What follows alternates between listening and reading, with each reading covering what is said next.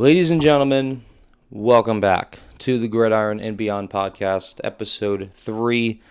Before we get into what we're going to be talking about today, just wanted to continue to send thanks to everybody in the community, whether they are following me right now or not. Make sure you do follow, subscribe, like the video, so we can continue to put these out there and just have some fun. This is all for the love of the game, just talking sports as a fun pastime. So we're going to get into it.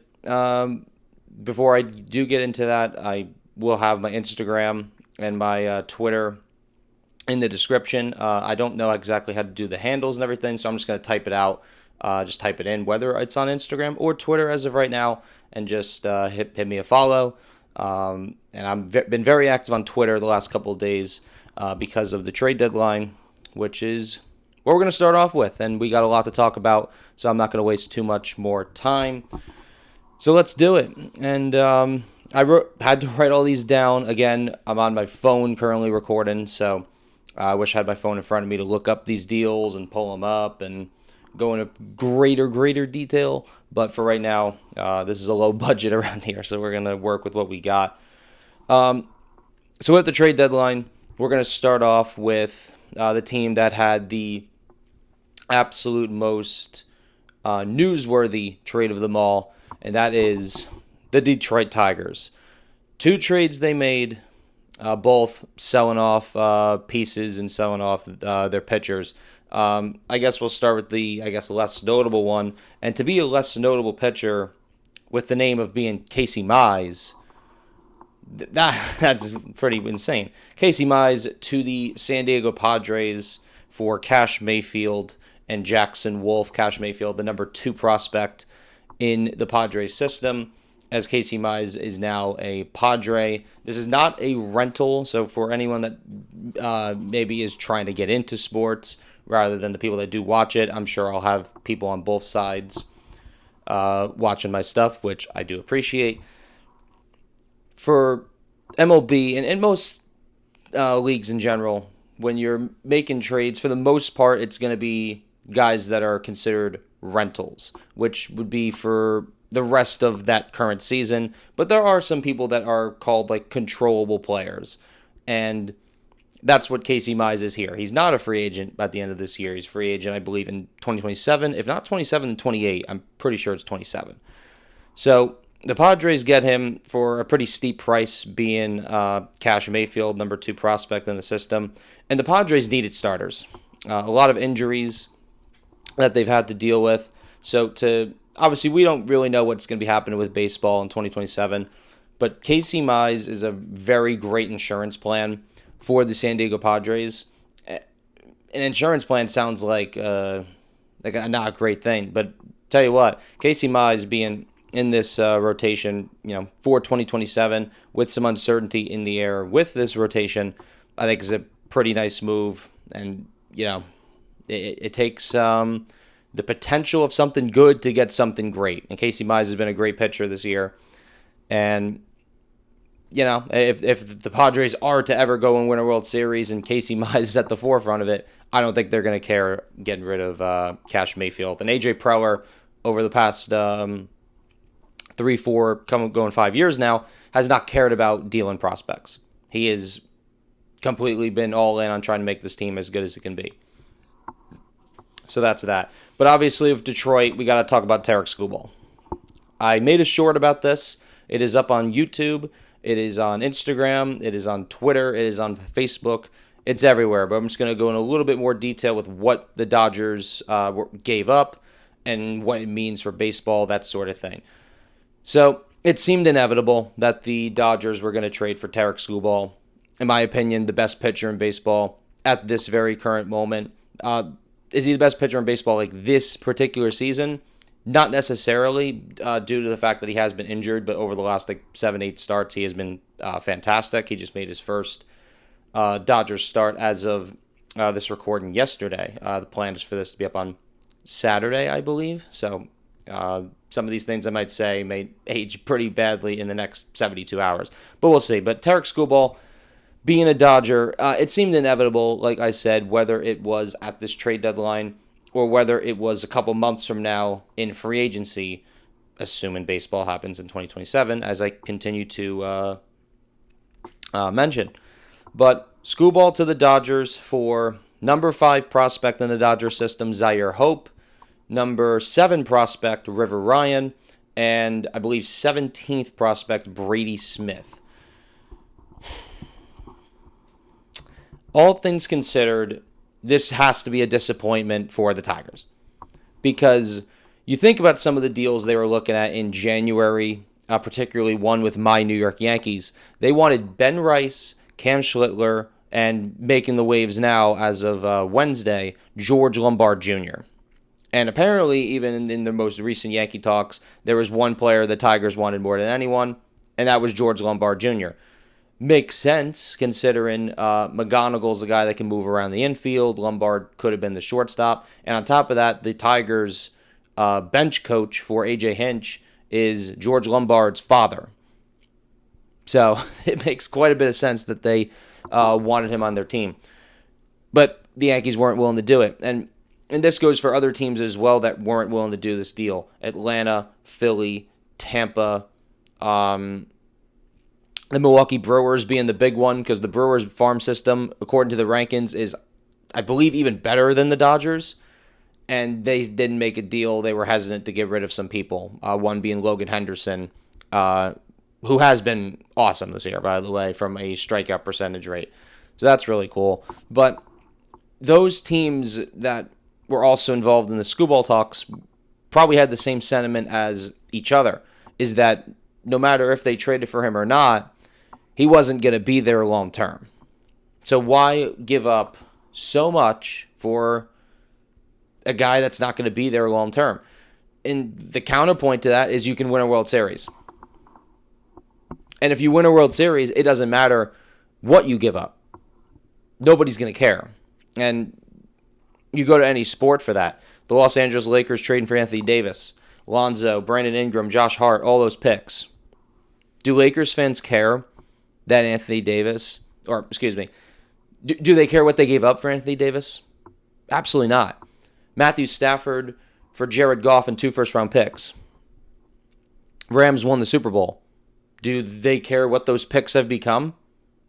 No. Although the Lions have gotten a damn good lot from it.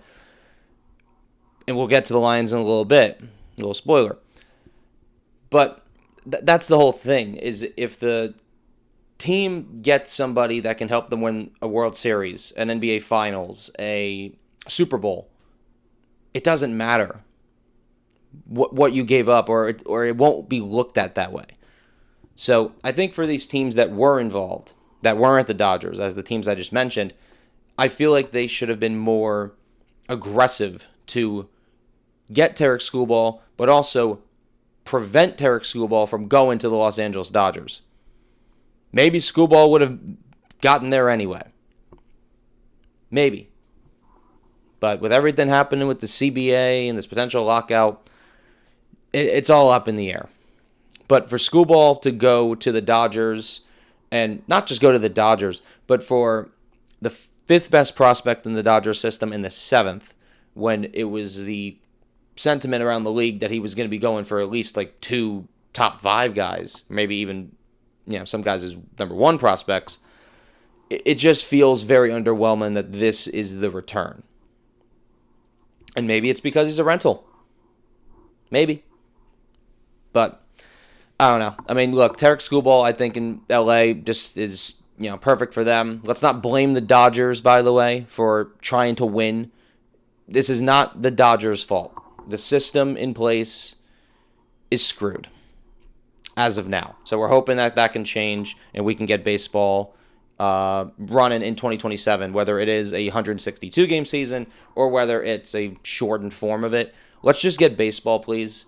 Let's not have these guys, especially that ones we've been watching for a while, that are now in their 30s, going into mid-30s. Let's not have them miss a year and miss out on their greatness.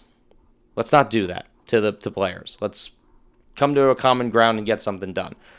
But the crown jewel in this trade for the Tigers is Zaire Hope.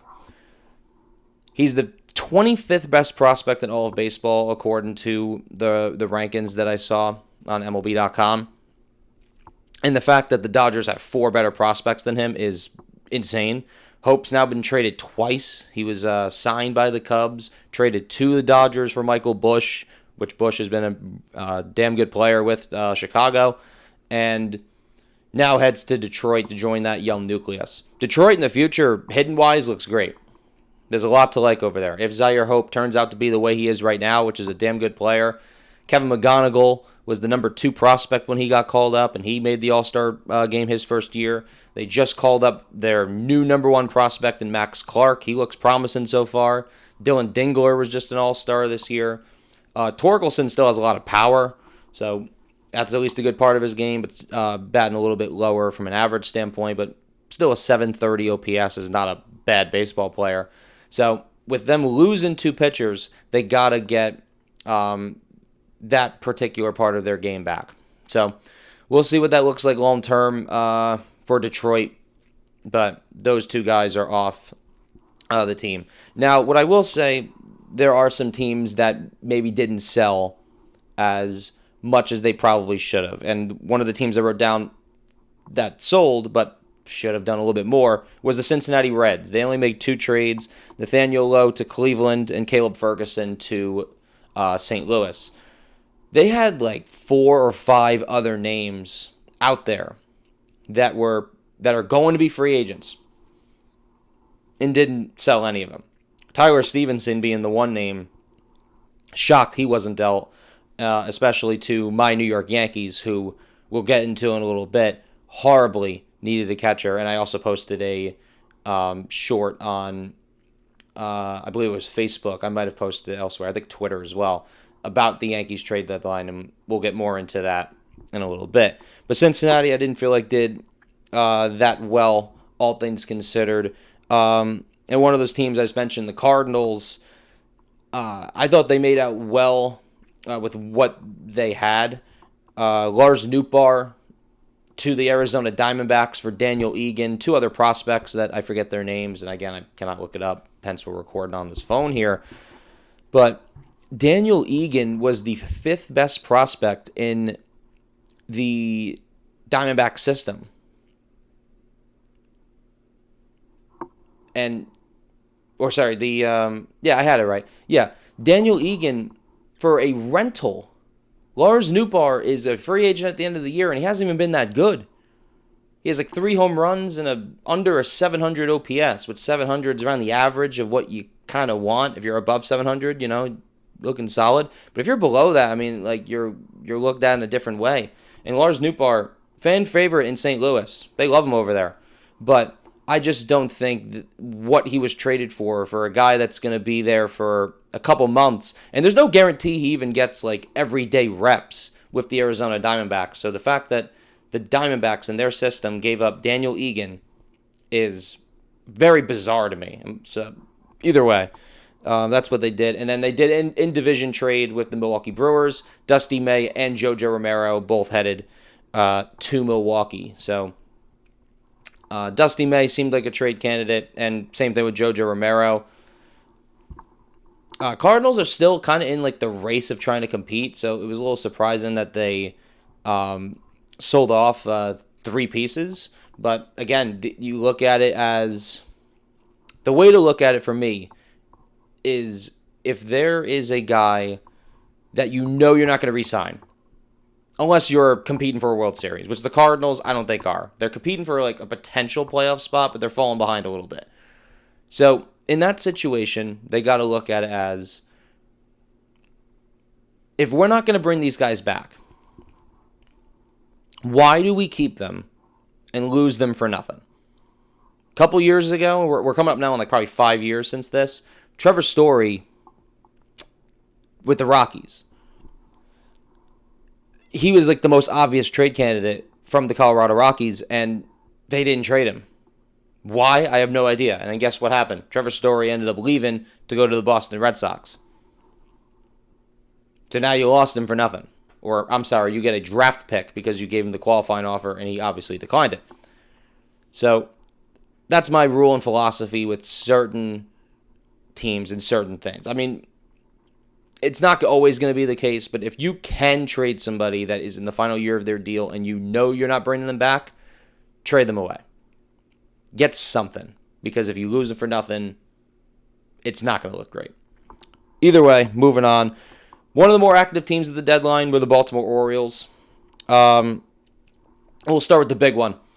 Adley Rutschman, former number 1 overall pick by the Orioles, gone, headed to the rival Boston Red Sox for the 2nd, 4th, and 5th best prospects in the Red Sox system. Anthony Ianson, Kyson Witherspoon, Endy Azokar, and backup catcher Carlos Narvaez. With Narvaez going to Baltimore, Baltimore is also trading Boston, the backup catcher, in Jake Rogers, who had gotten dealt to Baltimore. A little weird. But anyway, the prize and crown jewel is Adley Rutschman. And obviously, it was reported that he was going to get dealt, and the high price of him being here is, again, he is very controllable. He's not a free agent at the end of this season.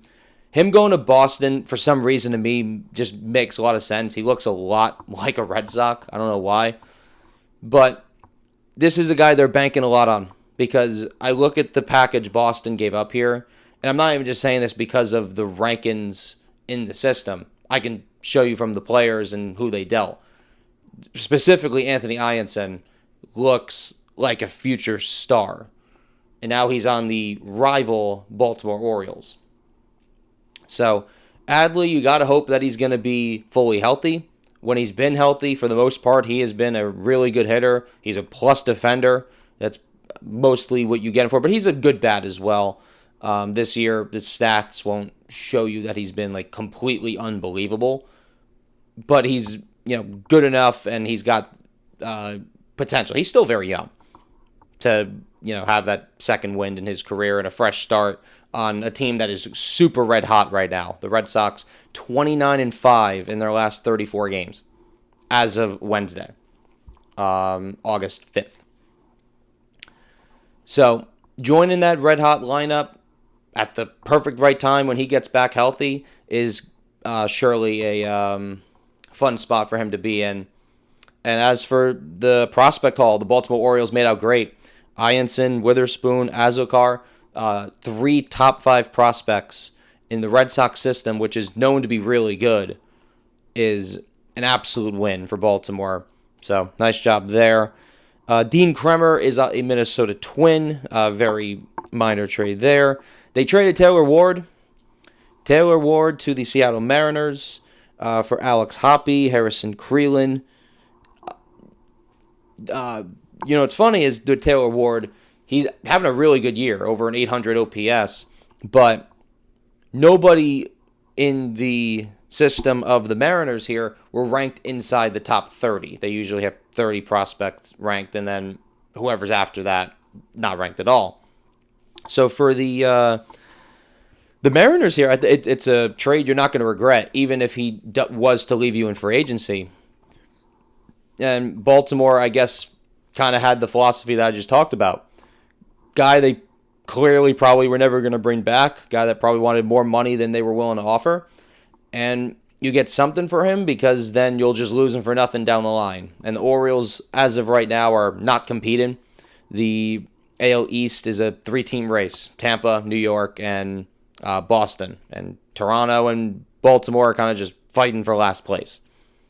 Or fighting for 4th place. You don't want to be in last place. So that's what's going on with the Taylor Ward thing. Not a bad addition by Seattle. And then a very interesting trade here. Tyler Wells from Baltimore to Tampa Bay for Michael Forett. Now, what's funny is when the Rays traded Shane Baz to Baltimore, the Rays got back Michael Forett. And now Forett heads back to Baltimore. So, just an interesting little tidbit I saw when I was looking through some of these trades.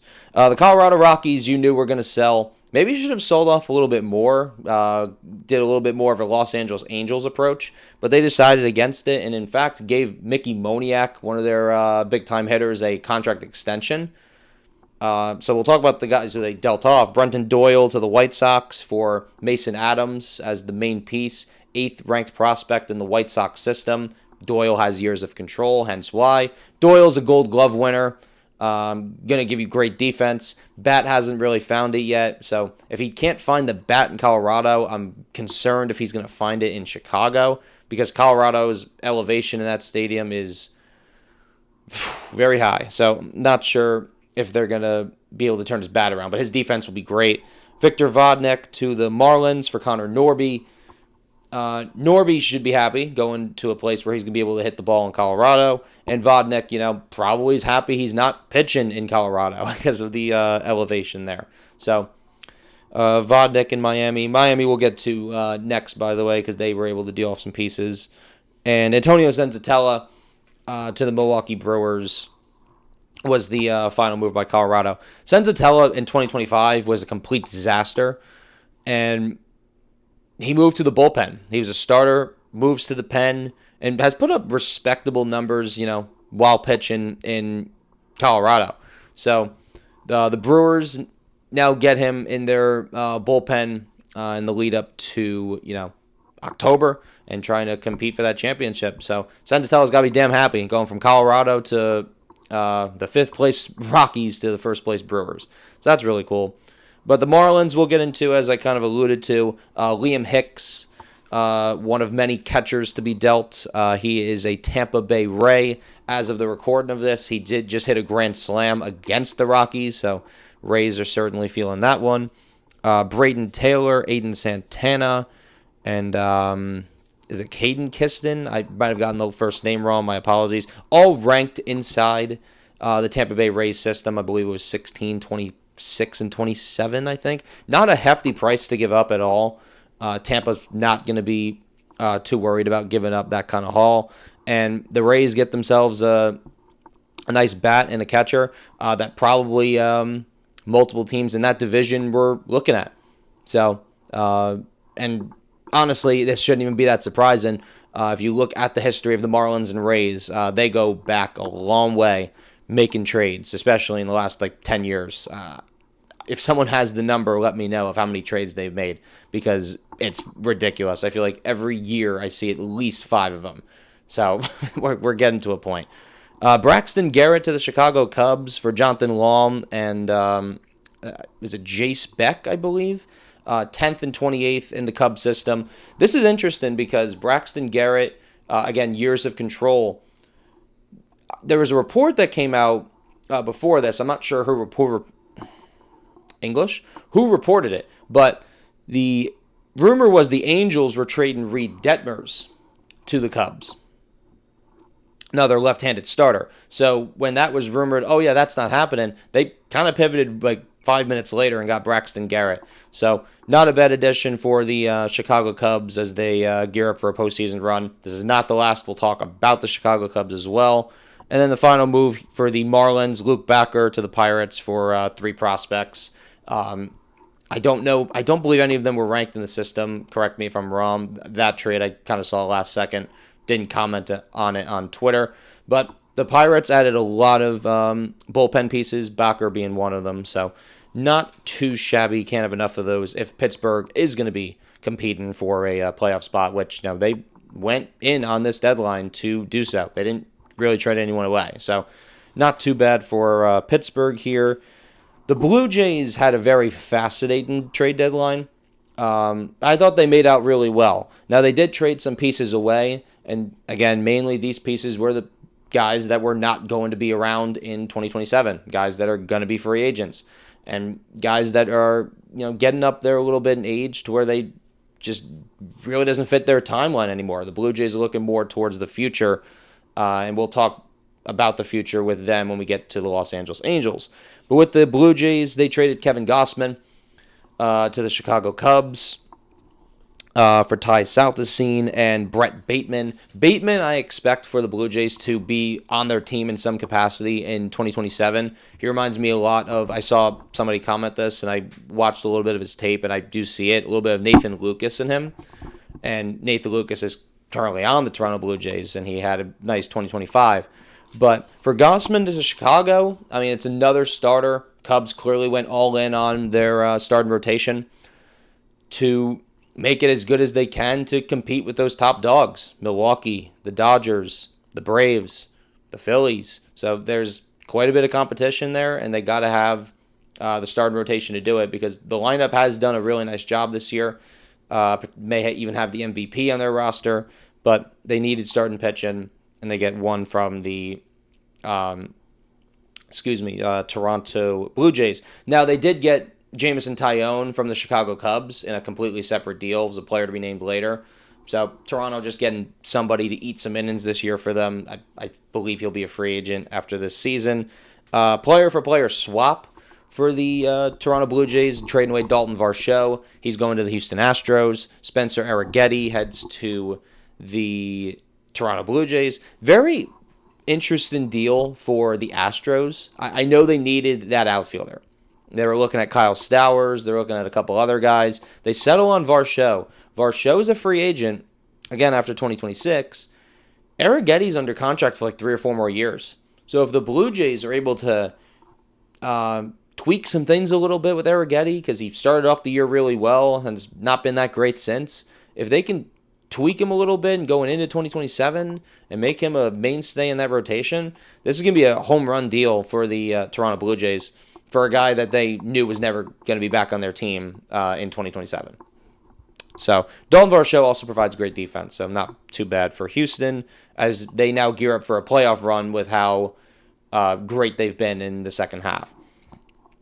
Jeff Hoffman's going to the Minnesota Twins, so they trade away a reliever. Dasan Hill, John Klein, both headed to the Toronto Blue Jays, 7th and 17th ranked in the system.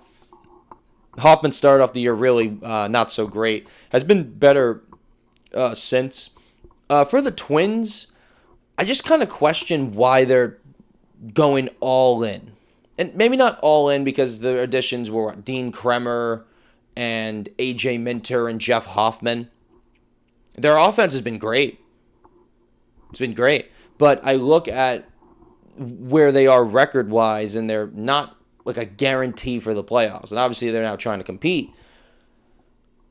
But I feel like I still would have tried to sell off, at the very least, a guy like Ryan Jeffers, who is going to be a free agent at the end of the year. And there's no guarantee he comes back. But, hey, if the Twins are all in trying to get Ryan Jeffers back and keep this offense the way it is because it has been so great, I believe I saw something to where they have the most runs in the American League, hey, I give it some credit. So, anyway, and then the last little move here, just a player-for-player swap. Adam Macko for Josh Smith. Macko from Toronto going to the Texas Rangers. Josh Smith headed to the Toronto Blue Jays. I like it potentially for Toronto. Could turn around a guy like Josh Smith needing to change of scenery. Macko joins the bullpen of Texas, which has been pretty decent this year with the emergence of a guy like Jacob Latz. The Washington Nationals we'll get into next. They made some interesting moves. I'll start with this one because this is like the oldest move that happened before the actual trade deadline over the last couple of days. They happened like a week before. It was Curtis Med to the Boston Red Sox for Connolly Early. Now, it's hard to evaluate this trade right now because both guys are currently injured. Med was having a great year with Washington, ends up going to Boston. I don't know if it was his first at-bat or second at-bat, but it was definitely the first game. He gets hit on the wrist, and he fractured his wrist. Med is expected back this year, so that'll be a boost in the lineup for the Red Sox. And it was a little bit of a question mark at first when they traded away Connolly Early. We got to remember, Connolly Early was the AL wildcard starting pitcher for Game 3 against the New York Yankees. That was the Cam Schlittler 7 2/3, 12 strikeout day, or whatever many innings it was. So he was a big part of their future, seemingly, but with how many lefties the Red Sox have in their arsenal, they don't necessarily need that many. So Connolly Early was the most expendable. I even heard something where Boston doctors were concerned that down the line he might need a Tommy John surgery, which takes you out 16 to 18 months. So they just didn't want to worry about that right now, and he doesn't need it right now, but maybe in the future he does. And right now, look at Boston. They're going to get Garrett Crochet back at some point. They got Ranger Suarez. They got Peyton Tolley. They've had the emergence of Jake Bennett, which, by the way, was also a Washington Nationals prospect before he got traded to Boston. So they have a lot of lefties. They didn't necessarily need all those guys in there. And that's what it is. So we'll see ultimately what happens with this trade. It's still a little early to kind of tell what the trade is going to look like. We'll talk about my favorite team now. The guy's been playing a couple games for us already. Luis Garcia Jr. to the Yankees for Giovanni Cruz, Jake Bird, Ben Grable, and Jack Sebert. Sebert ranked 14th in the Yankee system at the time. Grable ranked 25th. Jake Bird, major league relievers, kind of been on and off. MLB AAA. Giovanni Cruz, kind of the same thing. Cruz is probably the nicest piece the Nationals are getting back for a guy that can help them right now, because the Nationals bullpen has been a complete disaster this year. But when you get to Garcia to the Yankees, it's an interesting fit because he's primarily been a first baseman for the Yankees or for the Nationals. And Ben Rice, of course, has also been a first baseman for the Yankees and has no plans of going back to catcher. And you got Paul Goldschmidt, who's also been a guy playing first base for the Yankees. So it's a good problem to have, but it gets things a little complicated when you get into October, especially if the Yankees do plan on getting all their guys back. Bellinger, Stanton, and Judge. So we'll see, but Garcia has a nice swing for New York. He's been one of the better, or more underrated, I should say, National League hitters in the league. He had led the National League in slugging, and he's got a nice swing for New York because he's a left-handed bat.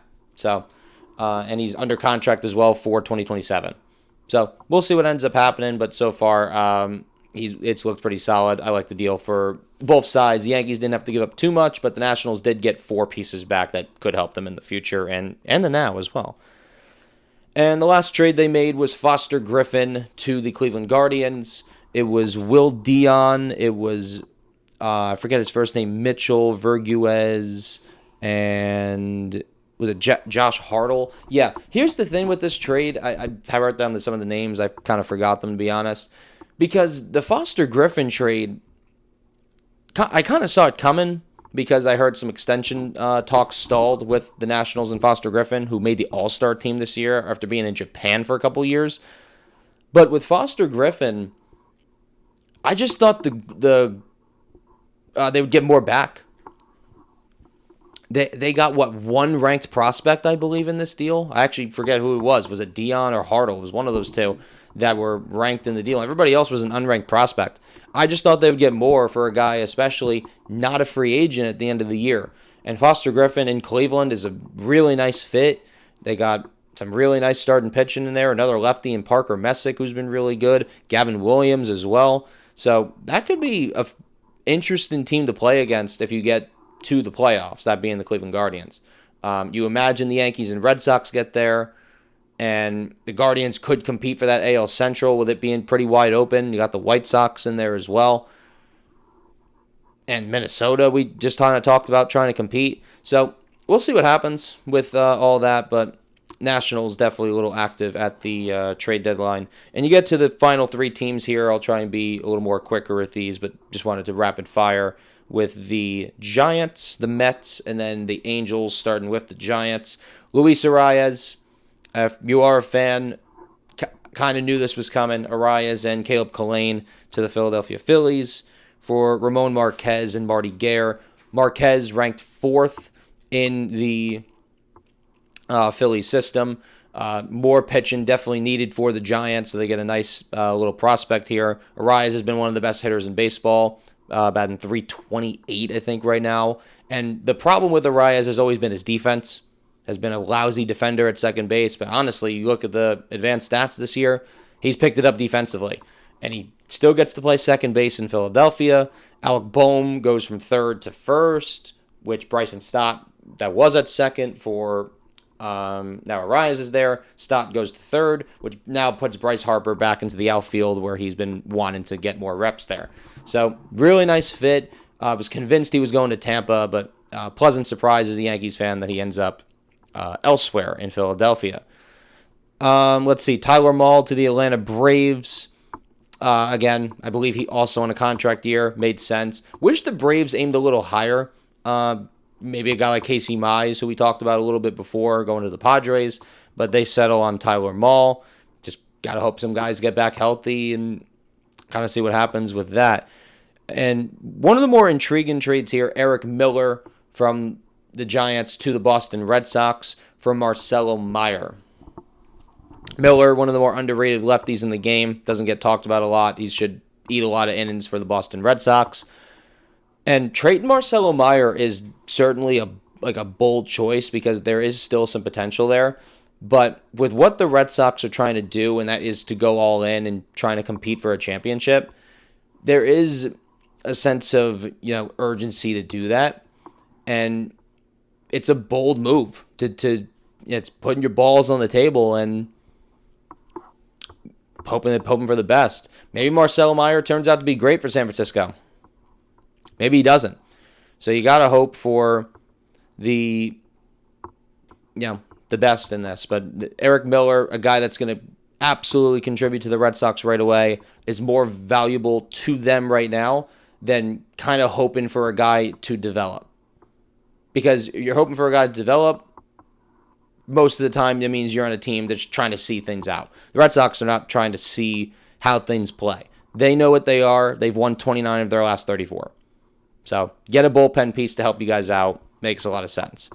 And Robbie Ray was the other piece the Giants were going to trade away. Always, again, on a contract year to the San Diego Padres for Miguel Mendez and Yaniel Hernandez. 2 top 10 prospects for Robbie Ray. And Robbie's been great the last 8 or 9 games, like an under 2 ERA. And when his price was rumored to have dropped, very clearly San Diego was going to be interested. This is kind of up their alley. And as we've kind of talked about and alluded to with all of these trades that have happened, teams are not afraid to trade with their divisions. This isn't the NFL, where the NFL teams are, once somebody's available, it's like, yeah, we're not trading with our division. Not going to happen.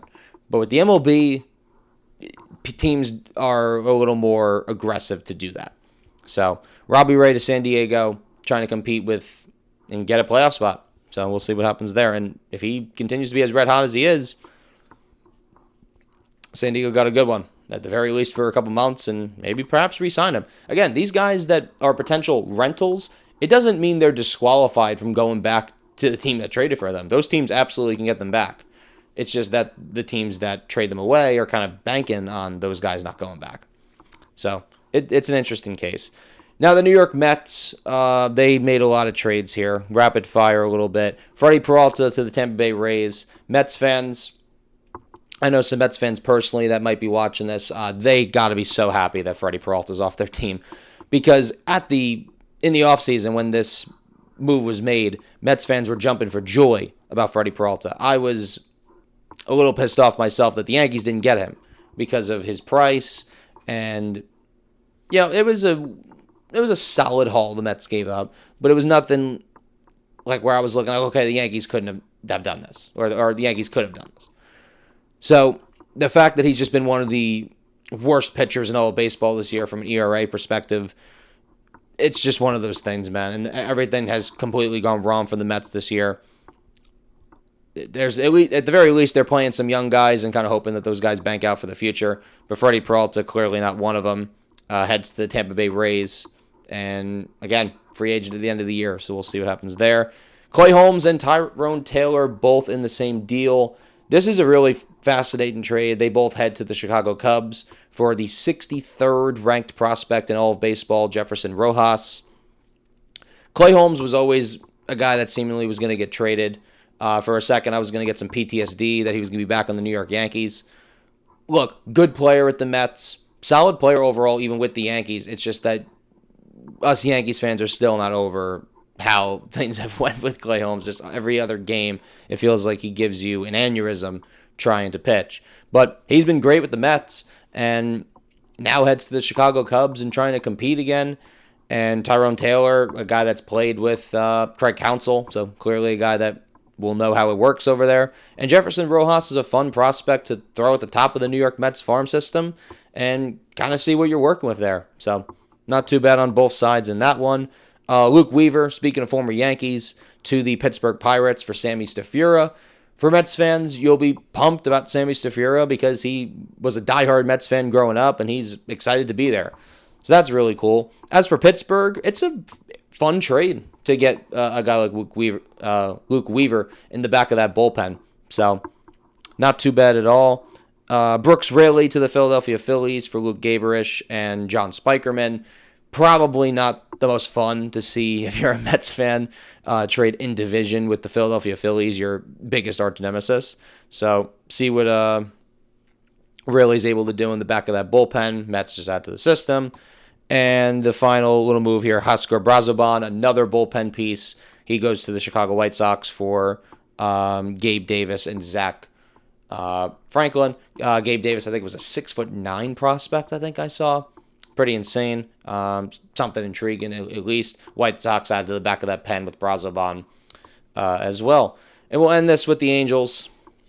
They made quite a bit of trades as well. Ryan Zephyr-John headed to the Chicago Cubs. Sorry, my writing here is not great. Zephyr-John to the Cubs for Moises Ballesteros.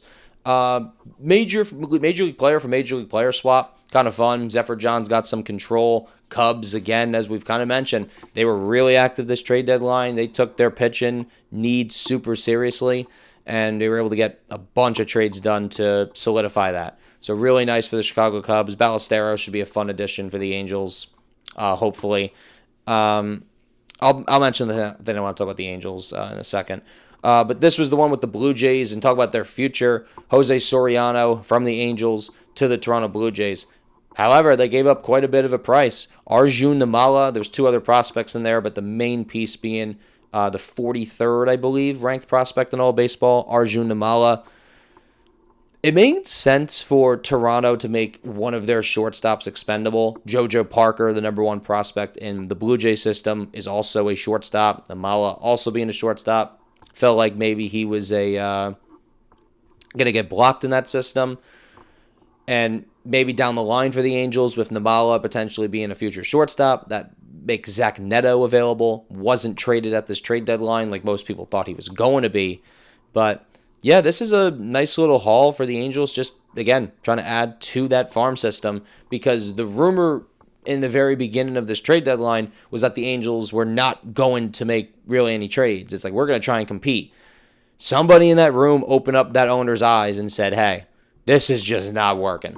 Get what you can for a lot of our players that are either controllable or guys that aren't going to be here.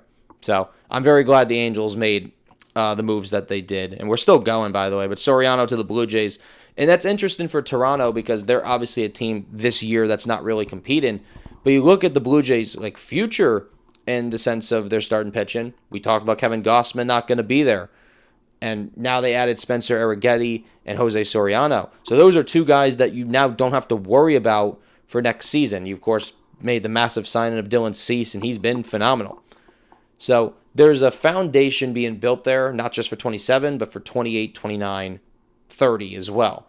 So fun trade here for the Blue Jays. Namala, a big price. But again, if a JoJo Parker is your potential future there, it's something you're going to have to eat. But we'll see. We'll see if they made the right move in time. Joe Adell to the Cleveland Guardians for Jacob Cosart, catcher prospect that was ranked inside the top 15 for Cleveland. Adell, guy that I thought was going to be a little bit better than he ended up being, but still a decent player. He's got some power to him. Really good defender as well. So Cleveland's got to hope that this is a guy that can provide themselves a boost. Again, trying to compete for that playoff spot. We'll end up seeing what happens. One of the more earlier moves was Ohapi and Chase Silseth to the Texas Rangers. Ohapi's been a little bit disappointing. Thought he'd be a little bit better than what he's been. Silseth in that Rangers bullpen. We talked about them earlier, adding Mako as well with Jacob Latz. It's a fun little bullpen being built down there in Texas. Again, if they can solidify that AL West or a wildcard spot, it could be an interesting case if it comes down to a bullpen game. And then you got Brent Suter to the Atlanta Braves and Kirby Yates to the Pittsburgh Pirates. Just two little minor moves from the bullpen from guys going elsewhere. So the Angels, I will say, as I've kind of alluded to just now, I'm very glad that they made a lot of trades. Just load the farm system up with as many players as you can. And this is the reality about baseball. Not every single one of these prospects that I talked about are going to be any good. In fact, most of them are not going to be great at all. But the players that we talk about nowadays that are really damn good were once prospects. So there is a hit rate to a degree. You just got to find it. There's guys that we see hit rates that were 12th to 14th to 16th, 17th, 18th round draft picks. Not everybody that's that number one overall pick or guys that are first round picks are going to end up being very good. We've seen certain teams, even the teams that we talk about being great nowadays, like the Yankees and the Dodgers.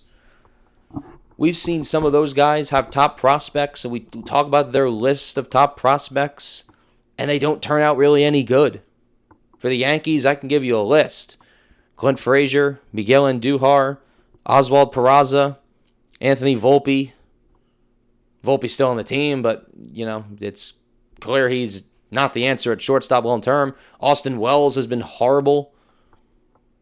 Justice Sheffield back in the day for the Yankees, he was like, let's not trade Justice Sheffield. They did end up trading him. And with Mariners and wherever else he went to, he just wasn't any good. So again, there's a chance, and there's a very damn good chance, that a lot of these prospects that the Giants got, the Mets got, the Angels got, may not turn out to be any good at all. But it's good to have the prospects in there when you're a rebuilding team, because at a certain point, you're going to give those guys a chance. And there is a chance that some of them can hit. If you have 10 prospects lined up, you're hoping for maybe 3 of them to pan out to be really good for your baseball team, maybe 4. Not all 10 are going to hit. It's just not possible. So, in due time, we'll find out. All right, but now we're going to move on from the MLB. And by the way, for any NBA fans out there, I am sorry with the trade deadline being a thing, and we got to get through these team previews. NBA getting put on hold for a little bit.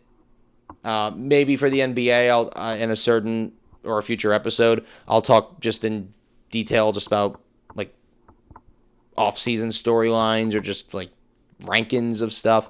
But in the meantime, we're going to leave it alone because we got to talk about the next division preview, and that is the NFC North. So we're going from south to north. And we started with the NFC South last time, so we'll start in the NFC. With the NFC North, it is a damn good division to say the least, and as I've kind of already alluded to, we're going to talk about the team that finished from last place to first place. And to think that this team finished in last place after their 2024 and their 2023, to be fair, is very bizarre. But let's start off. That list is actually behind me. I'm sorry. There we go. We're not going to do that list twice. Let's talk about the Detroit Lions. The Detroit Lions 2025 was certainly a season. Certainly disappointing from what we've expected from them the last couple of years, but it's always an adjustment when both of your coordinators leave. We saw Ben Johnson leave to become the head coach of a team we'll talk about in the Chicago Bears, and Aaron Glenn left to become the head coach of the New York Jets. So now they had to readjust. Their defensive coordinator from 2025 is the same, and they got yet another new offensive coordinator. So we'll see how that all works out. But when we get to the Detroit Lions, quarterback Jared Goff. We alluded to Jared Goff earlier, talk about the whole Matthew Stafford regretting the trade thing. But Jared Goff, in his own right, has become the best version of himself in Detroit. In LA, certainly wasn't a bad quarterback. He was actually pretty damn good. Made the Super Bowl. Right? So he had the ability to win it all there. But LA felt like the next step they had to take was trade for Matthew Stafford, and that worked great for them because they've won a Super Bowl, and they're a favorite this year as well, like they've been every year since having Stafford. But Jared Goff in his own right is no slouch. He's perfect for what this team brings and what this team has, and it's a great thing. Teddy Bridgewater being the backup, not the most ideal backup nowadays, but not the worst for sure. Running back room is a little different, but a lot of the same. A little bit more, though, this year of potentially the best running back in football, and that is Jahmyr Gibbs. Jahmyr Gibbs has been unbelievable for this team. And for a while, people felt like, man, they have David Montgomery, so Jahmyr Gibbs isn't being used to his full potential. Well, now David Montgomery's gone. The chains have been unleashed. If you're a fantasy owner, this is probably the number one pick. Probably. So, yeah, Jahmyr Gibbs is going to be a monster this year, barring the health. Got to say that because, again, injuries do happen, but we're hoping, knock on wood, that Jahmyr Gibbs will be fully healthy. They do have Isaiah Pacheco as the new backup guy that can maybe get some carries from time to time, but I don't think it's going to be like with David Montgomery and Gibbs to where it felt more like a split. Obviously, their passing downs would be more of a Gibbs thing, but it feels like Gibbs is the full-time running back in this room. Sione Vaki could get some carries too, but this is a Gibbs backfield, no doubt about it. The wide receiver core from the very top is still very good. Amon-Ra St. Brown's one of the 5 to 6 best receivers in all of football. Jameson Williams, I think, is one of the more underrated wide receivers in all of football. And maybe hoping for a step up this year for Isaac Tesla. Greg Dortch is a potential backup as well. A guy that's gotten had some okay years in Arizona. And guy that's played under the new Arizona offensive coordinator in Drew Metzen, or is it Metzen? Melzen? Either way. Amon-Ra St. Brown, though, is where it starts and ends. He has been absolutely incredible since he stepped in the room. Obviously, it's not on record to where I can say it, but I was a big Amon-Ra St. Brown fan in college. Don't like the college at all, USC, but I like the player a lot, and the fact that he fell to the 4th round was pretty crazy to me. And, yeah, since then, he has fully embraced Detroit. Detroit has fully embraced him, and he's gotten paid, and he's been the guy in that room consistently, multi-time Pro Bowler, although the Pro Bowl is losing its flair. Different story for another day. But shout out to Amon-Ra St. Brown. Tight end room, Sam Laporta. Still the tight end. I still like Sam Laporta a lot. I feel like he hasn't really been as great since his rookie season, but he's put up pretty decent numbers. And again, we're banking on the health here of Sam Laporta to get himself back into that potential top 5 tight end conversation right now. I don't think he's in that, but he's in that top 10, I would say. But to take that next step up, needs to be healthy. And I like his odds of being a potential top 5 tight end this year, barring that health. Brock Wright is a tight end they've used quite a bit. Tyler Conklin maybe makes the team. Not too sure. The offensive line has always felt like a strength for the Detroit Lions. Even when they were the bottom of the barrel in the beginning of the Dan Campbell era, it always felt like they had a really good offensive line. And they are continuing to make strides of being a really solid offensive line. Left tackle this year is different. It's been years of Taylor Decker, and it's now the right tackle moving to the left tackle. That is Penei Sewell. Now, as I've mentioned before, I am an Oregon fan. If no one knows, then now you know. Oregon fan here. So for Penei Sewell, I have a soft spot because I was a big Penei Sewell guy coming out of Oregon, and he fell to the 7th pick, and I saw Dan Campbell get him, and I'm like, yeah, the first pick in the Dan Campbell era being Penei Sewell makes a lot of sense, and I have a really good feeling about it. And then they kept him at right tackle, or they moved him from left to right tackle, so I went, oh, okay, that's interesting. And he has thrived ever since. I think right now he's probably the best tackle in football. Lane Johnson has a conversation for that as well. But Penei Sewell has just been that guy. He's been unbelievable, and hoping for a great year from him once again, now going back to his natural position at left tackle like he did in Oregon. Kind of like what Tristan Wirfs did. We talked about Tristan Wirfs in the Buccaneers team preview. Make sure you guys go watch that. That is in episode 1. But Tristan Wirfs was a right tackle, then moved to left tackle, and has still become an all-pro. So looking forward to that from Penei Sewell. Christian Mahogany at left guard. They signed Cade Mays at center. I call them Dan Campbell guys. You just kind of know when Dan Campbell signs somebody or if Brad Holmes signs somebody that they're a Dan Campbell guy. You just kind of have that feeling. Cade Mays reminds me of that. Tate Ratledge is just another guy they drafted last year that makes a lot of sense that he's on this football team, but good player. And then they did draft Blake Miller in the first round of the 2026 draft out of Clemson. Bona fide right tackle, and that's his natural position, and he gets to play it right away as a rookie. So, you're banking on a lot of young talent in here, but this is the Detroit Lions we're talking about. They've developed great offensive lines, and I trust them to do it once again. For the defensive side of the ball, this is where I have a little bit of a concern in certain departments. You don't have to be concerned about Aiden Hutchinson. The health part, maybe, but Aiden Hutchinson's been fantastic for them. DJ Wanham is still here, dealt with some injuries. He's been a solid pass rusher with the Vikings, and he was on the Panthers for a little bit. Now heads to Detroit. Derek Moore from Michigan, another Michigan kid. Got to hope that he can take that next step up, former second-round pick. Defensive line, the interior is looking really solid. Ali McNeil, they give a big extension to. They brought back Levi Owuzurike. They drafted Tarik Williams in the first round in 2025. So you're hoping for a step up from Tarik. You hope Ali McNeil can stay healthy.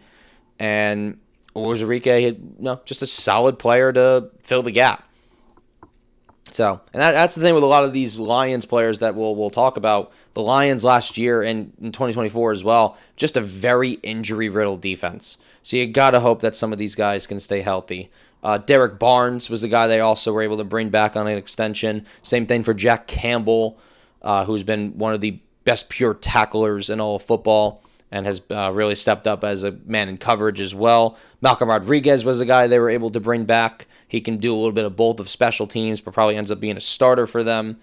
And then Jimmy Rolder is also here as well. So it's a solid linebacker room, of course, manned by Jack Campbell. But you got to hope for the health of a Malcolm Rodriguez. You got to hope for the health of a Derek Barnes to make the core even better. And then the real concern I have with this room is the defensive back room, corners and safeties. There's a lot kind of going on here with this room and really injuries. DJ Reed is the corner one. Bit of an undersized corner, all things considered, as your corner one. But DJ Reed is a baller. He's been great everywhere he's been. Even on a Jets team when he was completely miserable, he was still a damn good player. They're taking a chance on hoping Roger McCreary is their corner two. McCreary in Tennessee was like a fine player. Fine. But I don't know if you're necessarily looking for, fine. You want to have that true corner two. And McCreary, to me, hasn't been able to show like all that just yet. So, again, change of scenery, going from Tennessee to Detroit can absolutely do him justice. So we'll see on that. Keith Abney in the slot, gotta hope for a step up there, young player. Rocky Yassin has been kind of all over the place. Ennis Rakestraw has been a guy that's been very injury-riddled. I said it when he was coming out of college in Missouri. Injury-riddled guy. Very skinny as well. So, got to hope for a step up for him, but he's not listed as a starter on the Lions depth chart as of right now. Obviously, Terrion Arnold would have been in this, but we're not going to get into his whole situation. He wasn't particularly great anyway, so that's what that is. But you get to the safety room, and there's just been injuries here too. But when healthy, these guys are great. Kirby Joseph is a ball hawk machine. Brian Branch is one of the better versatile safeties in all football, a guy that can play some slot corner and some safety. So that's a lot of fun. Backing them up right now would be Chuck Clark and Avonte Maddox. Maddox is a longtime corner, so you're telling him to move from corner to safety, which I'm sure I actually believe he's even a better safety than he is a corner. But you don't want him to be your starting safety, especially when you have two guys like Branch and Joseph. Now, they both will be back. Branch last year tore his, I always forget if it was his ACL or Achilles. Either way, it was a season-ending injury. And Kirby Joseph's always kind of just dealt with some knee pain. I don't know if it's an arthritis or whether it's something else. But Joseph's had injury concerns. So you got to hope for the best in that department. But I'm a big Kirby Joseph fan. He's been great for Detroit since getting there. Jake Bates, Jack Fox are the kicker and punter in this group. Dan Campbell being the head coach. Detroit, I'm expecting bigger things than what they did in 2025. There's some concern on the defensive side of the ball because a lot of their guys have been injured. But at the end of the day, the offense, what they're going to do isn't going to surprise me. I don't necessarily care who the offensive coordinator is. I believe they're always going to be at their best when they had Ben Johnson. But we've moved past Ben Johnson now. He was the offensive coordinator in 2024. He was gone after 2024. We're in 2026. We're coming up now on the second season of no Ben Johnson. Got to move past that. You got the talent to do it. Jahmyr Gibbs now, Amon-Ra St. Brown, Jamison Williams, Sam Laporta, a great offensive line, at least projected to be. This is the year for Detroit to win with their offense and be just good enough on defense. And I'm not saying that this is the comparison, but a team that I do think about that was a good offense or an elite offense and was a middle-of-the-road defense that won a Super Bowl was the 2019 going into 2020 Kansas City Chiefs, the team that beat the 49ers coming back in that fourth quarter. It's not the same team, but it's a team that had the same kind of thing. Great offense and a middle-of-the-pack defense. So we'll see what happens. But Detroit, with the way this division is, it is maybe even more wide open than the NFC South. The NFC South is a little bit of like who's going to be the team to win 9, maybe 10 games.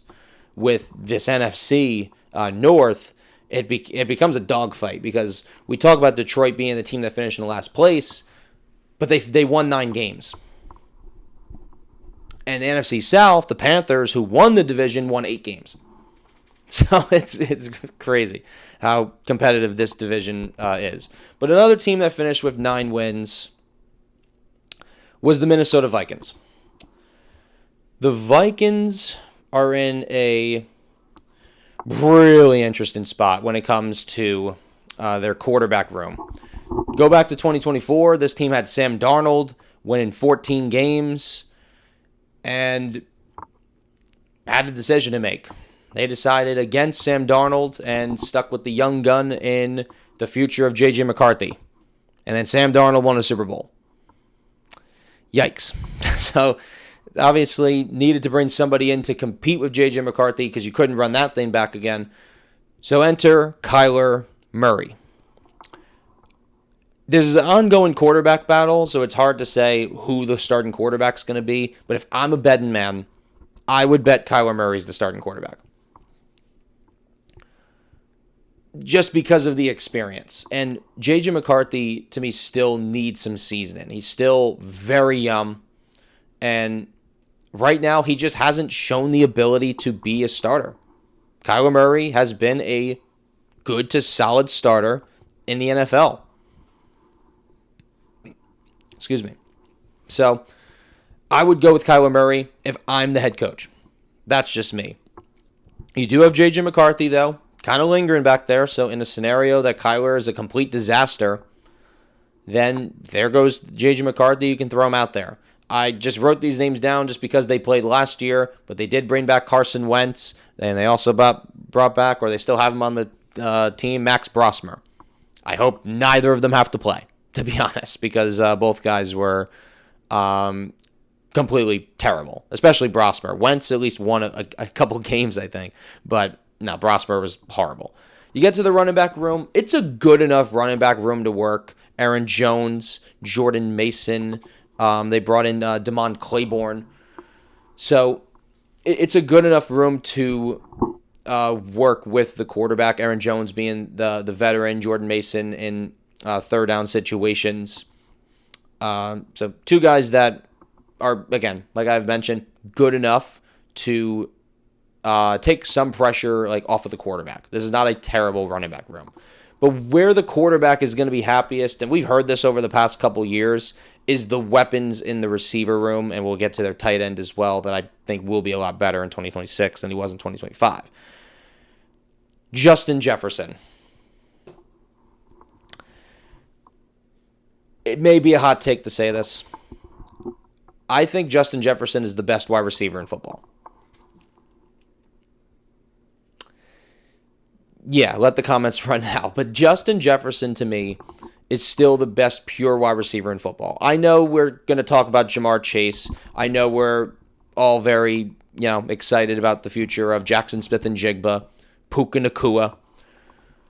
But Justin Jefferson, with everything that's been given to him the last couple years, especially since Kirk Cousins has left, and he still put up the numbers that he did, and especially being injured as well, is beyond crazy. And you look especially last year with J.J. McCarthy. Yeah, he had multiple games where he had 40-something yards. Like he had games where he had not even 20 yards. But you don't want to do the hypothetical game again, but you give him one of the top 5 quarterbacks in football. Justin Jefferson is right up there with what Jamar Chase's numbers have been. He's right up there with what Puka Nacua's numbers have been. He's right up there with Jackson Smith and Jigba's numbers. So I'm hoping Kyler Murray is the guy, because I want Justin Jefferson to prove that he is the best wide receiver in football. So I'm looking forward to watching Justin Jefferson play once again. And it's crazy to think about because he was drafted in 2020. So we're looking at 20, 21, 22, 23, 24, 25. This is year 7 of Justin Jefferson. Appreciate it while we got it. That's all I'm going to say. With all these players as well. Like Jamar Chase, we're going into year 6. Receivers' careers go 10, 11 years maybe, if they're lucky. So we're at the halfway point of greatness. So let's enjoy it. Justin Jefferson went on a little bit there, but one of my favorite receivers in the league. And I just mentioned, I think he is the best receiver in football right now, just from a complete skill perspective. Stats tell the story in some cases, but they don't tell the story in this case. Jefferson is much better than what the stats have said, at the very least from last year. Jordan Addison is also here. They also signed Juwan Jennings. Ty Felton might get some time for them. But Jordan Addison's the other piece. He just has to worry about being on the football field. He's had a lot of off-the-field stuff, very weird. But when Jordan Addison's on the field, there's no question in his game. He's a very, very, very good wide receiver, too. And bringing in Juwan Jennings to pair up with these two as well is a fun move. We all thought Juwan Jennings was going to get a lot more money than he did, but ultimately takes the 1-year prove-it deal to go to Minnesota and work with just some damn good weapons. TJ Hawkinson, this is the tight end here that I think is going to have a much better 2025. Remember, 2024, he tore his ACL at the end of the year, trying to come back in 2025. I'm sure the knee was still bothering him a little bit, but now that he has a fully healthy offseason, I think he's going to be a fun security blanket for Kyler Murray, who was just throwing to Trey McBride over the last couple years, and we know how much Kyler Murray loved throwing to Trey McBride. So I will say TJ Hawkinson should be much, much better heading into 2026. Josh Oliver is a fun little tight end as well, guy that they do like in that room. And I mentioned I was doing breakout candidates. I completely forgot to mention the Detroit Lions one, so my apologies. I'll start with that. I'll do that first. Looking at my list here, I'll say It's gonna be a little bit of a boring pick, but I'm a big believer in that offensive line, so I'm gonna go with Tate Ratledge. That's my breakout candidate. Maybe we won't see it like on like paper and stuff like that because of stats, but I believe he'll have a really nice season. So we'll go with Tate Ratledge, and we'll go back to the Vikings here. My apologies, but offensive line wise, on paper it should be really really solid. Christian Darrisaw, health. Like we're doing like one word game real quick for Christian Darrisaw, health. Just be healthy, and this is a top 10 to 15 tackle in all football. He's just a guy that has not been able to stay healthy. So, stay healthy. You got yourself a damn good left tackle, damn good blindside blocker. Donovan Jackson, first round pick in 2025. Got to take that step up. You got Ben Brandel. You got Will Fries, Brian O'Neill. Brian O'Neill, I mentioned in one of the last podcasts if didn't get through. 4 years, $96 million to be on the right side of the offensive line. They paid Will Fries a year ago. So the resources are there to make this work on the offensive line for a quarterback like a Kyler Murray. So this should be a pretty damn solid unit in Minnesota. Defense-wise, it's definitely interesting for Minnesota. They've let some people go. They've released some people. And ultimately, they're banking on some young talent on the defensive line. Levi Drake Rodriguez. Jalen Redmond's been solid for them. He's been a bit of a rotational guy. I imagine he takes on a bit of more of a role this year. And defensive tackle right now, they do run a 3-4, so they're going to have like mostly more of a nose tackle. But they did draft Caleb Banks with their first round picked 18th overall. I don't hate Caleb Banks by any means. But the fact that he played 3 games in 2025 for the University of Florida, gets picked 18th overall because he had some sort of like nagging foot issue, it's a lot of stock. And especially you look at, again, the Vikings, he's the starter. They had Jonathan Allen, they had Javon Hargrave, they had Harrison Phillips. They had guys to man that middle, and maybe Caleb Banks could have been eased in. But those guys aren't there. So they're banking on Caleb Banks to stay healthy and be the main guy in that middle to stop the run and provide some sort of pass rush. And one of my favorite nicknames now from college, now to the NFL, Big Citrus, Dominique Orange. Man, I tell you, Iowa State for Big Citrus. Third round pick. Again, probably going to be more of a rotational guy early on. But on the depth chart, I looked at it. He's right behind Caleb Banks. So maybe he is able to get some time from here and there in that first season.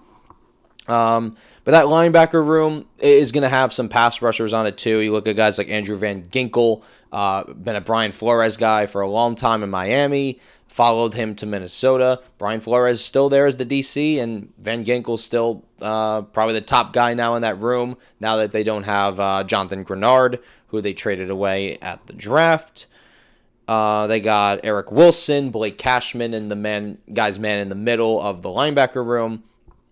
Solid tacklers from a coverage standpoint, certainly could be better, but damn good tacklers, that's for sure. Dallas Turner is the other pass rusher. This is going to be my breakout candidate for the Minnesota Vikings. Dallas Turner, for first couple years, was behind Jonathan Grenard, was behind Andrew Van Ginkel, guys that had 10-plus sack seasons. Now that Grenard's not there because they weren't willing to pay him, Turner, I feel like, is going to take that next step up now that he's a full-time starter opposite of a guy like Van Ginkel, to where it's not like they need to completely watch Dallas Turner because they got another guy on the other side that they also got to watch. So I like that for the Minnesota Vikings. Jake Golday, I was a big Jake Golday fan coming out of Cincinnati, second-round pick in this past draft. He's going to be a little bit of both. He's going to play some sort of weak side backer, but also can get after the quarterback a little bit if need be. They signed Jamal Adams, the longtime Jet and Seahawk, so now a linebacker, not playing safety anymore. Although he could play some safety in this potential scheme if they do want him to do that. But Jamal Adams going to at very least try and compete for a spot. I still like Ivan Pace Jr. a little bit, but Not sure if he's going to really make the team. Just wanted to mention him. But like Detroit, this defensive back room is a little bit suspect. I certainly thought they were going to add to this room in 2026 for the draft or in 2025, and they just seemingly are not doing that. I mean, Isaiah Rodgers did have a really nice breakout year with the Vikings last year. Good, solid player with the Colts back then and the Eagles as well, but ends up on Minnesota and had a really nice year. Byron Murphy's still a solid player as well, but slot corner being James Pierre, not my favorite. Guy, I've been more of a special teamer. Same thing with Tavier Thomas. So, I don't know. I just thought that they would add somebody a little bit better. I know the cap space situation wasn't the best this year. And, trades, it takes two to tango. I completely understand. But the room, to me, is a little concerning, especially with the receivers you have to face. As we talked about, St. Brown and Jameson Williams. The Bears got two really solid receivers. You look at the Packers, they don't have any slouches at receiver. They don't have like that top dog like a Justin Jefferson, but they have guys that, can win those one-on-one battles, certainly against these DBs. So it's going to be interesting. And the safety room is also a little bit of concern, from my opinion, as well. You got to hope for somebody to break out in this core. Theo Jackson, Joshua Metellus. Metellus is a little bit more higher than I usually have. And then Jacoby Thomas, who they drafted in the third round this year. Maybe he's somebody that ends up being a big-time player right away, but not listed as a starter currently on the depth chart right now. Will Reichard being the kicker still, pretty solid for them. And Johnny Hecker still going at it at his old age. He ain't old in the grand scheme of things, but you know what I mean. Kevin O'Connell being the head coach. Personally, if the whole Vikings Kyler Murray thing doesn't work out, there may need to be a look at Kevin O'Connell and what his future looks like. Personally, if I had to put him on the hot seat, I probably wouldn't. I don't think he's been dealt the greatest hand. Again, the decision of the whole J.J. McCarthy, Sam Darnold thing, I'm sure he had a say in that decision as well, but I do look at the general manager, who's now no longer there. So it'll be an interesting case of what's going to happen here in Minnesota. Obviously, there's still an ongoing quarterback battle. I personally think Kyler Murray is going to win the job, in my own personal opinion. But hey, there's a chance, I guess, J.J. McCarthy is able to secure this job. The offensive weapons are damn good for whoever it's going to be. And we said that about J.J. McCarthy last year, and look how he's been. Now he's the backup trying to figure things out. So for Kyler, also growing up a Vikings fan, I'm sure he wants to go and, prove the naysayers wrong, that he, is not done yet and that this is where he's meant to be. He's got the weapons to do it. The offensive line, I think, projects really well. Defensively, I have questions, but it's Brian Flores, the defensive coordinator, and he's done a pretty solid job, all things considered. He's been up for head coaching jobs the last couple of years. So we'll find out and see. But Minnesota, they're no slouch in this division either. Remember, if they were to finish fourth in this division, they're still a team that might end up winning 8 or 9 games. So we'll find out. All comes down to that QB, in my opinion, for Minnesota. But we'll get to the Green Bay Packers up next here. This is a kind of like, with Green Bay, I kind of feel how I did about them last year, this year. Very, very similarly. Obviously, last year they ended up trading for Micah Parsons pretty late. And we'll get to him in a little bit as well. But quarterbacks, clearly, Jordan Love. Personally, I think Jordan Love is a top 10 quarterback in football. I think he's got a nice, precise touch of the football. Health has been his thing the last couple of years. But nothing like crazy severe. It's just been like things that have taken him out a couple weeks, which we've then seen Malik Willis get some time. And Malik Willis has gotten to a point of playing for Green Bay that he earned himself a starting job in the NFL. So if Jordan Love is to go down, they do have Tyrod Taylor. He's been a veteran for many quarterback rooms in his time, and now takes another chance being that in Green Bay. Running back room, it's a good one. You're kind of hoping for some development from some of those like backup options. So Josh Jacobs doesn't take like 400 carries this year. But yeah, Josh Jacobs is damn good running back. Not the greatest receiving threat in the world, but has been a successful running back since entering the NFL. Marshawn Lloyd, I say health again. It's boring, but he needs to be healthy. That's the primary cause of concern with having Marshawn Lloyd on this team. But no more Emmanuel Wilson. It's time for Marshawn Lloyd to get more of a run here. And he's had a couple years of being in the league. And it's now time to take that next step up and being a piece of this roster. And, so we'll see what that running back room looks like. And, again, injuries happen, so it might even be guys that I didn't even mention that could be on this as well. Wide receiver room. It feels like they finally kind of made their choice of who's going to be the main guys in this room. It feels like it's like they were always kind of switching between guys, but they traded or they let one of them walk. They traded the other away, and now they signed two of them. So those two guys are clearly going to be the guys to work with, and that's Christian Watson being one of them. He's had the torn ACL in the past, but when he came back from that torn ACL, he was averaging almost 70 yards a game. So a guy they clearly like in that system. And I'm a big Jayden Reed fan. I have been since coming out of Michigan State. He has had a couple injury things as well. But he's a fun little gadget player that they like to throw all around the field. So shout out to Jayden Reed. Maybe nowadays it'll be Matthew Golden that's more of their gadget guy. First round pick, their first wide receiver that they picked in the draft from 2025. In the first round in like 20 years, I believe it was. It was like 2002 and they picked him in 2025. So pretty bizarre, but Matthew Golden, I think, has a lot of potential, but he just needs to get the time. And because of having Romeo Doubs last year, because of having Dontavion Wicks, trying to get Savion Williams involved, which Savion Williams, here he is in this core this year, Golden should be a lot better in 2026. And Bo Melton was also listed on the Packers depth chart at receiver. I found it interesting because he was a receiver in 24, transitioned into a defensive back in 2025 because they needed defensive back so badly, and now goes back to a receiver because they've now gotten some depth at defensive back.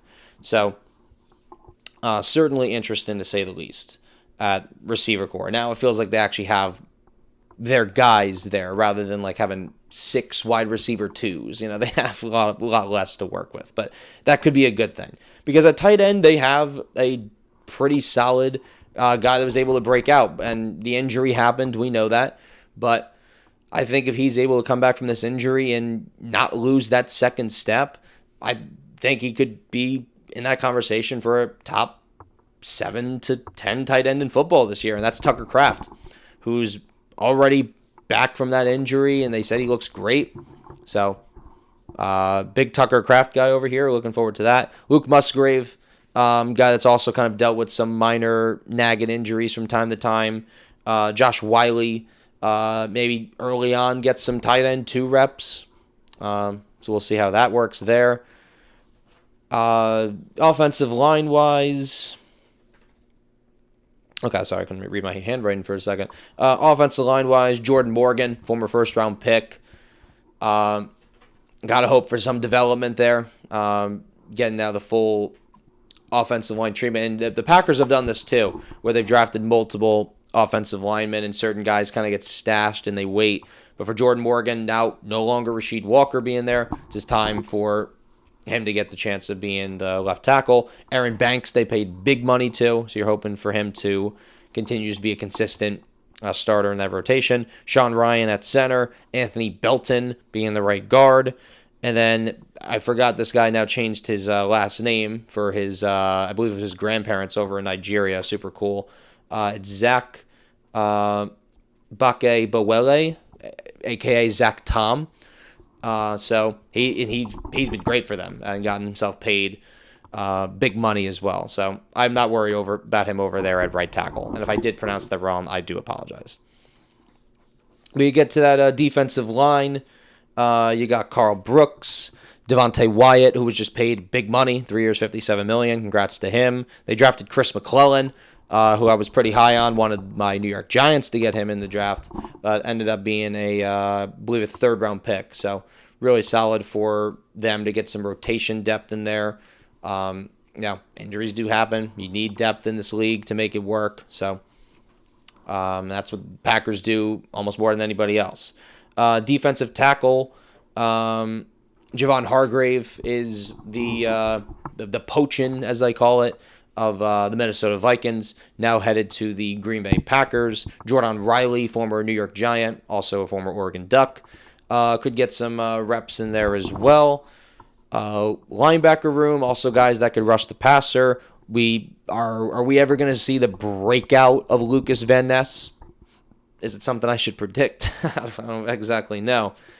I'm not gonna do it now. But Lucas Van Ness, still a solid player, solid rotational player. I don't know if he's ever gonna get to being like 8.5, 10 sack season guy. I hope I'm wrong. I was a big Van Ness guy coming out of the draft. Seems like a Packer to me at the time, and still here. So we'll see what happens. But the good thing about this Packers core is they got a lot of depth at both guys that can rush the passer as outside linebackers, but also guys that are middle linebackers. Edgerrin Cooper, they got Zaire Franklin from the Indianapolis Colts. Solid tackler. He's always there when you need to tackle him, but not the best coverage guy. Maybe a new scheme could do him well, Zaire Franklin. Got to talk about Micah Parsons. One of the best pass rushers in football. Was phenomenal with the Packers in his rookie year until he tore his ACL. Very unfortunate timed injury. Once he went down, the Packers defense fell apart right after that. Micah's going to miss the start of the year, but week 6 or so, between 6 and 8, is probably when he ends up making his return. So looking forward to seeing that now that he's no longer a Cowboy. I don't hate Micah Parsons that much anymore. So you get to Tyrone Hopper, you got Isaiah McDuffie, Danny Dennis Sutton. These are guys that have just had time to play. Tyrion Hopper, I'm sorry. But those are guys that have gotten some runway. Danny Dennis Sutton, just a recent draft pick this year. Some special teams, perhaps. So a lot of depth that Green Bay has to work with there. Defensive back room, they finally added some depth to this room. To a degree. Keyshawn Nixon, I thought, was fantastic in 2025. Every time I felt like I watched Green Bay, it was always him with a pass deflection. So, really solid year for Keyshawn Nixon. Carrington Valentine's a guy that's getting a lot of runway. Probably ends up being the starter for this year. My breakout candidate for them, it might be a bit of a bold one because it could be Edgerrin Cooper. That's probably my number 2. But I have a weird feeling about Javon Bullard this year. I think he's going to be awesome. And he could play safety and corner. He's listed right now as the nickel. I think this is probably where he ends up being at his best. So I'm a big Javon Bullard guy. I think he's going to have a really good year. And they did draft Brandon Cisse in the second round of this past draft. So guy that's probably more of a year 2, year 3 starter for them, but guy that could get some runway in this potential scheme as well early on. So shout out Brandon Cisse. Talking more former New York Giants, Xavier McKinney. He's been a beast since going to Green Bay. Made a lot of sense at the time with one of the former DB coaches at Alabama, now being, I think, the Packers DB coach. And he's just been awesome. So shout out Xavier McKinney. And a guy I also used to like back in the day, Evan Williams, former Oregon alumni as well. He's been great for them as a special teamer early on, worked his way up to being, getting some linebacker reps in there, and has now gotten into being the starting safety next to Xavier McKinney. So that's really cool. And then Keaton Oladapo, going to be primary backup, getting some special teams in there as well. New kicker alert for the Green Bay Packers, Trey Smack. What a name, by the way. Packers fans got to be so happy that Brandon McManus is out the building. And Whalen is their punter. And Matt LaFleur being the head coach. There's some controversy around this Packers team, whether Matt LaFleur should have been fired or not. Personally, I think they made the right call keeping him around, keeping that continuity. And with head coaches, sometimes it becomes that conversation. If you're going to fire them, are you going to get somebody that can be better? And you got to answer that question with, like, you either want to have a fresh start or you know somebody that's going to be better for the job. Matt LaFleur, since getting to Green Bay, has been fantastic. Winning records every single season. And look, with the playoff conversation, of course, is what's going to drive that narrative. But Matt LaFleur has been a really good head coach for the Packers. And the only reason, to me, he gets fired is if he loses that locker room. In which we heard after that Chicago Bears game where the Bears made one of their 10,000 comebacks, is the locker room didn't want to lose Matt LaFleur. So they didn't. And as far as I'm aware, they extended him. So Packers are going to be right up there again, competing in these games. I think when Micah Parsons comes back, I think that's when that defense is going to be taking that next step up. So in the time that Micah Parsons isn't there, that's when the Packers got to lock in on defense. And, Jordan Love, having the right resources around him, be good enough to be able to get some wins early on. It's important to start great early on if you're Green Bay, because then when you get Micah Parsons, you should just keep that thing moving. So I like the Packers a lot, and again, like every single team in this, got to think about penciling them in as the favorite of the NFC North. Got to at least think about it. And speaking of the winners of the NFC North, what world is this? Oh, man, the Chicago Bears, 2025 NFC North champions. You would have told me that before the season, I would have punched you in the face. But here we are. And the Bears, when they hired Ben Johnson, we alluded to him earlier, Lions offensive coordinator in 2024, jumping ship to the Chicago Bears. I love the move at the time, and it has aged like fine wine. And we'll talk about it. Bears quarterback situation, Caleb Williams. Cover athlete for Madden. So that's really cool. But Caleb Williams, man, he has been...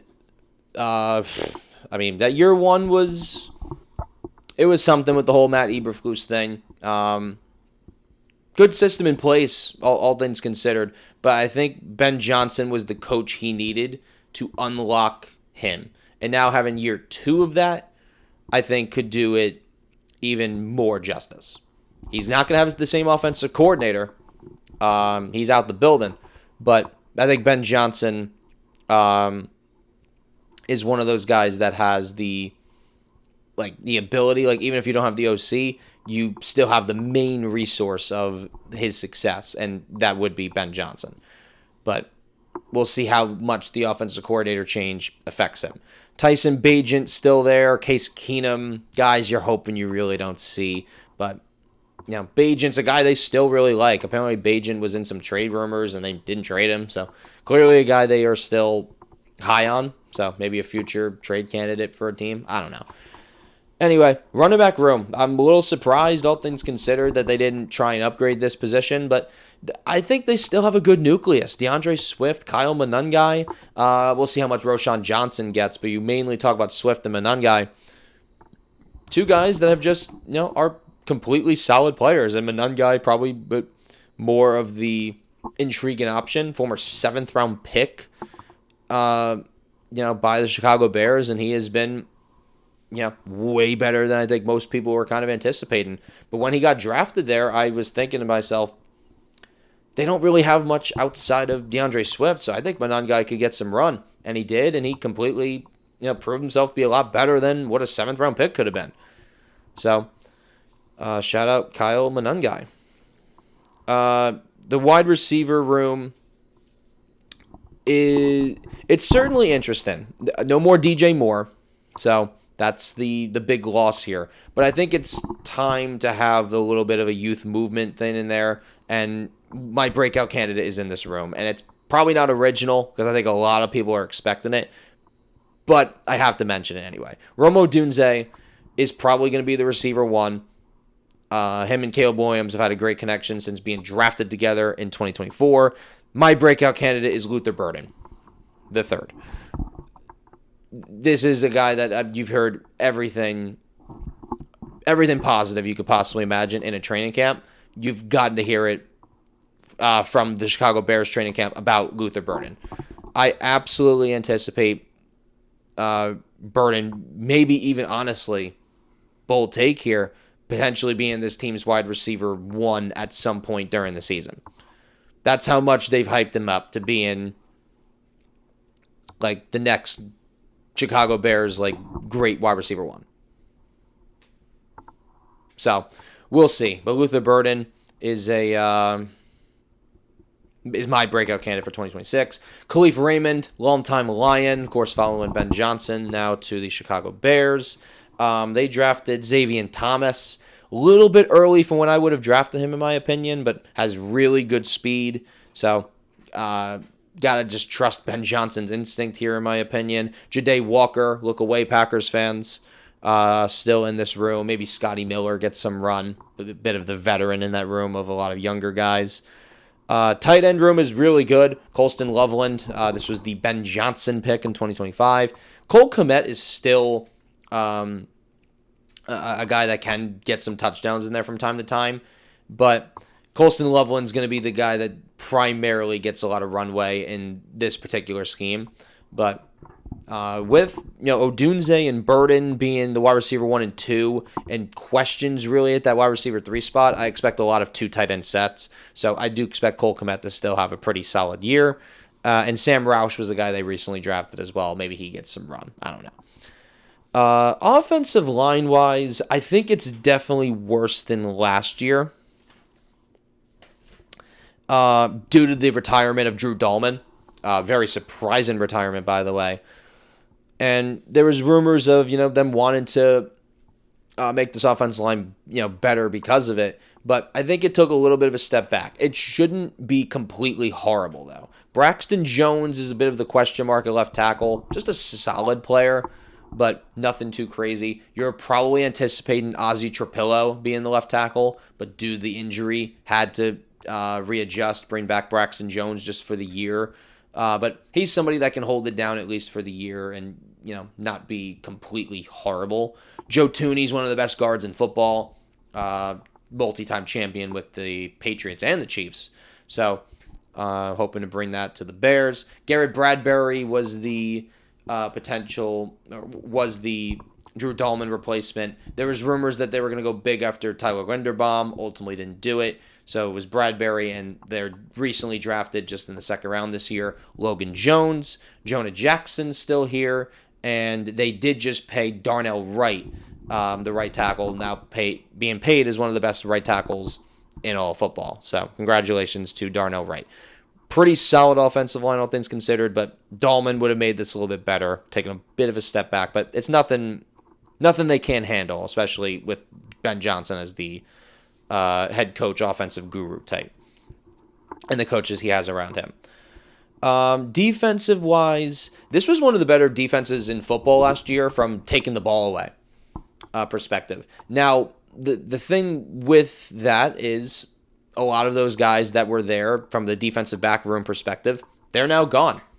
They lost quite a bit at safety. They lost Nashawn Wright at corner, who had like 4 or 5 interceptions. Kevin Byard had 7 interceptions. So the only thing I'm really concerned about with this is like their ability to take the ball away. And Tremaine Edmonds was another guy there. He had like 3 or 4 interceptions. So those guys aren't there anymore. So they got to work now with what they have. And we'll see. Montez Sweat, Grady Jarrett, Javon Dexter, Deo Adenabo, Austin Booker, that makes up the defensive line. Montez Sweat being the veteran in the room. Big trade they made a couple years ago with the Commanders. Health with him is the big thing. But when on the field, he's a really solid player. Jarrett wasn't particularly great with the Bears. Long time, pretty great Atlanta Falcon. But the rumor and the anticipation from Bears fans was that they were going to be better on the defensive line and really attack that position and try to make it better. They just simply didn't. Simply didn't go all in on trying to make that more of a need for them. So we'll see what that ends up looking like, and see if that does bite them in the behind. The linebacker room is also in a really interesting spot. They had a lot of injuries at this linebacker room last year. There was even, I saw one injury report for 1 week. It was like the 4 best linebackers were out. So guys that are typically special teamers ended up being starters. Not ideal. They did bring in Devin Bush to replace Tremaine Edmonds. They released Edmonds from his deal, so they replaced him with Devin Bush. TJ Edwards is still here.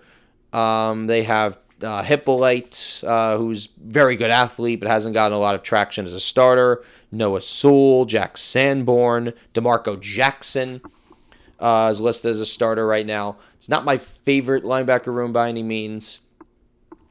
But again, the main thing with this is health. And DB room is still solid. It's still a solid room. Jalen Johnson, a lot of injuries with him last year, but I'm a big Jalen Johnson guy when healthy. Tarik Stevenson. Let's not talk about the 2024 thing, Bears fans. We don't have to talk about it. But after that whole situation happened, he's turned out to be like a solid player. Nothing crazy. I will admit my mistake with Kyler Gordon. I was not a big Kyler Gordon believer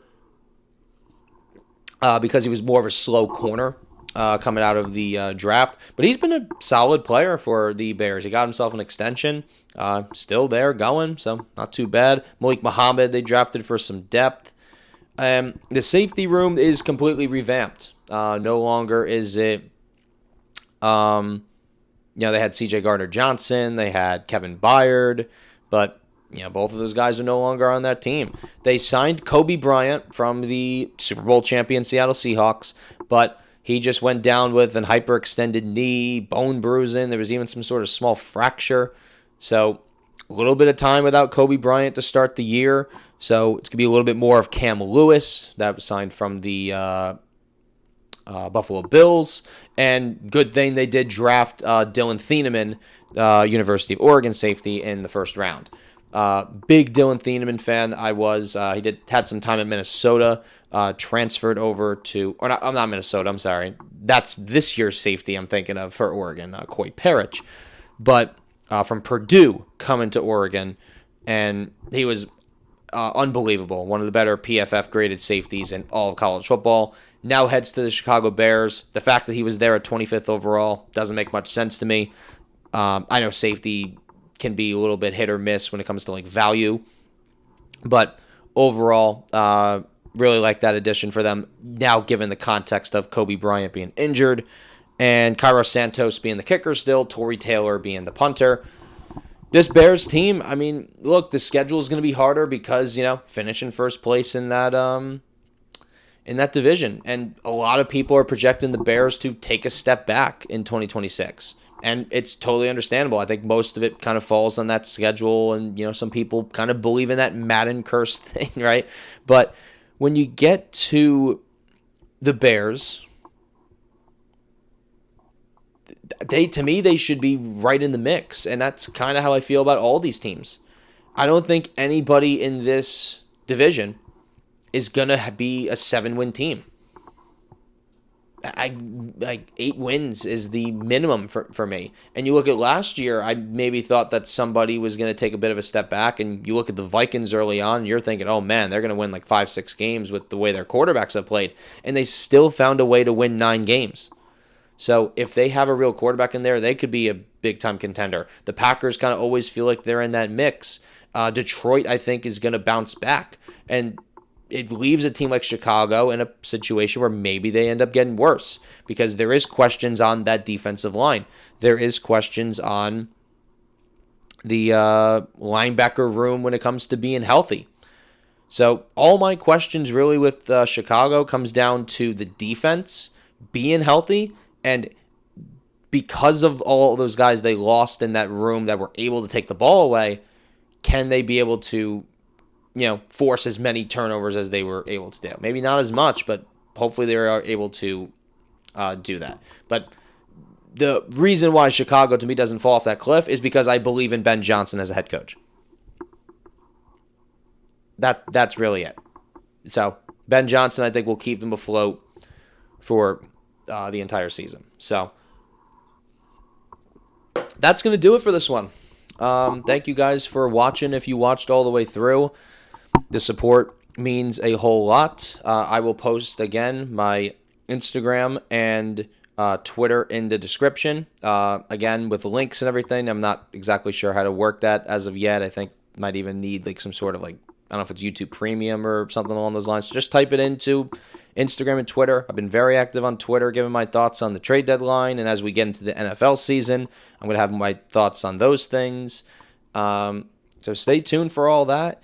But that's going to do it for this one. Thank you guys for watching episode 3 of the Gridiron and Beyond podcast. And until next time, God bless. I'm out. Peace.